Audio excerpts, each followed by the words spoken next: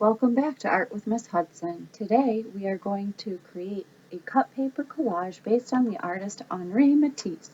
Notice how he used both geometric and organic shapes in his artwork. The organic shapes help to create movement in his work. He used starbursts and these little wiggly lines to create the sense that someone is yelling.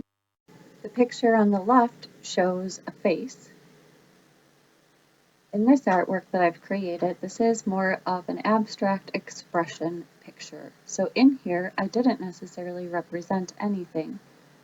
We used big shapes in the background, and we have smaller shapes in the middle ground and small shapes on the outside. All of these objects on the outside help to create the movement throughout my picture and make it interesting to look at. Let's create a new artwork together. As we get started on a new sheet of white paper, make sure to remember to put your largest shapes in the background, your medium shapes in the middle ground, and your smallest shapes in the foreground. Remember, if you do not have scissors at home that you can use for cutting, you can always rip your paper. So I've created all these extra little pieces and scraps of paper that I'm going to use to create my new artwork. So as I work, I just place things down to see what looks good where, and if I like them, I can keep them, and if I don't, I can move them. You want to make sure to place things down first before you start to glue.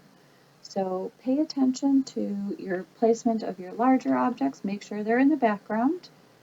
Make sure that you try to avoid having the same color on top of each other.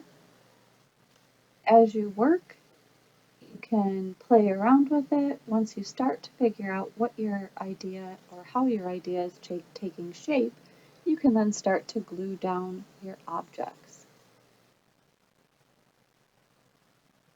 Do your shapes look like anything as you're putting them together? What do you want to show?